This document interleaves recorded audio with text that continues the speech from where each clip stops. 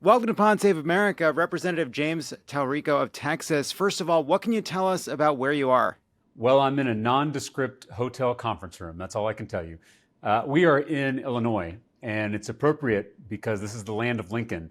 And Abraham Lincoln actually broke quorum back in 1840 when he was a state senator by jumping out of the window of the Illinois state capitol.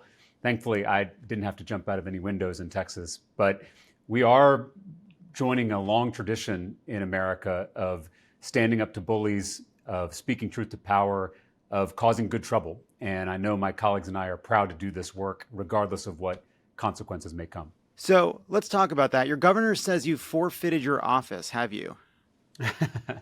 No, I'm still doing my job, even though I'm not in the state of Texas. I was actually doing constituent services this morning with my team from this hotel room. And we're also trying to shine a national spotlight on this Trump redistricting power grab that's happening in Texas, because it doesn't just affect Texans, it literally affects every American. Trump is trying to insulate himself from the will of the public. He's trying to shield himself from the voters and from accountability. And if we allow that to happen, if we let power go unchecked in this country, I am worried about where it will lead. And so that's why my colleagues and I felt we needed to take this dramatic step of leaving the state and breaking quorum. So, as you noted, there's a proud tradition of this in our country and in Texas. This has happened before.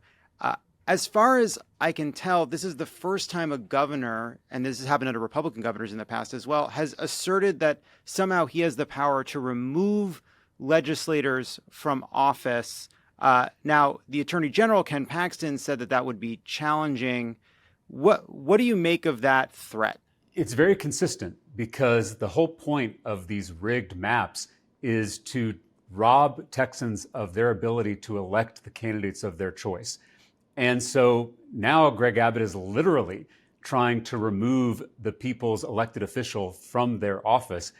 This is a page right outside of Trump's authoritarian playbook, and he does it with, less charm and less humor and less charisma than Trump, but it is still just as dangerous, and we should reject it. Now, again, this is not a Democrat thing. All of us should reject it, whether you're a Democrat, an independent, or a Republican.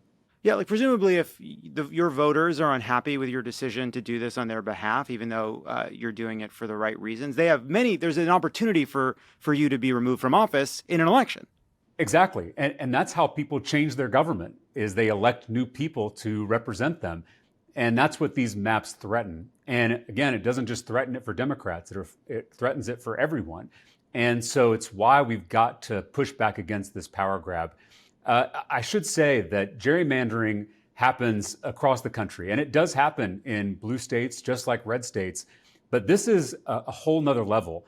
Usually we adjust district boundaries at the beginning of a decade right after a census comes out, because you have to adjust lines based on population. But Trump has asked Texas Republicans to redraw the maps they just drew in 2021 so that he can get 5 more seats. And it's a little reminiscent of when he called the Georgia Secretary of State and asked him to find 11,000 votes. Thankfully, Georgia Republicans said no. Texas Republicans said, how about Thursday? And it's why my colleagues and I felt the need to leave our beloved state, break quorum, and stop this power grab from going through. So, you're being threatened by the governor. A map would have to be in place or be picked by December to be in place for 2026. How does this play out? What happens now? Well, we're taking this one special session at a time, and the special session in Texas is going to last 2 more weeks. So all of my colleagues, there's 57 of us in total, we have all agreed to stay out of the state capitol for the next 2 weeks to kill these maps and stop them from going through. Now, the governor can call another special session. He may. And if he does, we will assess our options. But I am hopeful that some of the threats from blue state governors, some threats of retaliation, I'm hoping that can convince Texas Republicans, maybe even Donald Trump, to walk back from the brink, because they see that the gains they could make in Texas could be wiped out in a state like California. Again, the goal is not for every state to be gerrymandered. The goal is ultimately to take politics out of this process, because it is the rot at the core of our broken political system. But Democrats can't unilaterally disarm We have to stand up to bullies. We got to look them in the eye and not blink.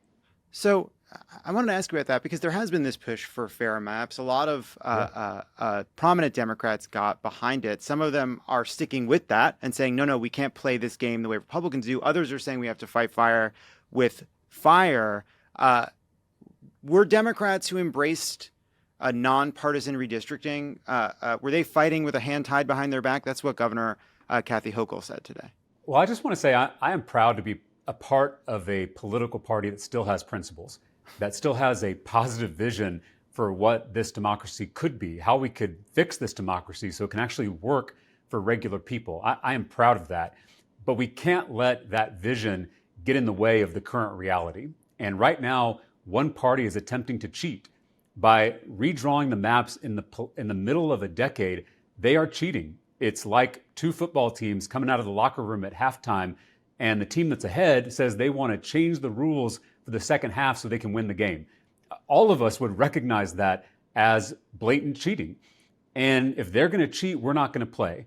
And if they're going to cheat, all rules are off the table. And that means blue states are free to respond with retaliation. But this is not the vision. Having a descending spiral of partisanship is not what we want. We ultimately want fair maps and fair elections for every state and for every American. So you're apparently going to be fined $500 per missed day of the session. Abbott says he'll bring felony charges if anyone fundraises to cover that. What are we going to do? What are we doing about this expense here?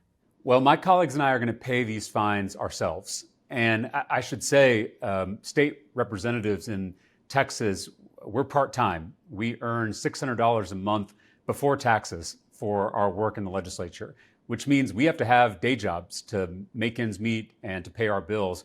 We're leaving those day jobs to break quorum. We also have colleagues who are leaving young children, some that are leaving aging parents.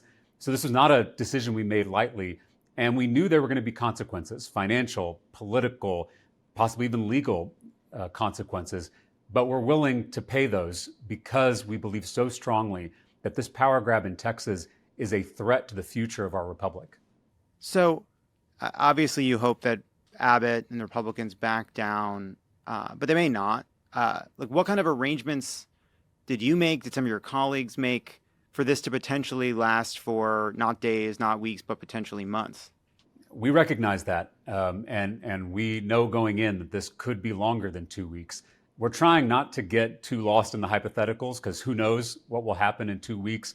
Who knows what Texas Republicans are going to do, what Donald Trump's going to do, what blue state governors are going to do, what the American people are going to do. Part of the goal of this quorum break was to inspire action across the country.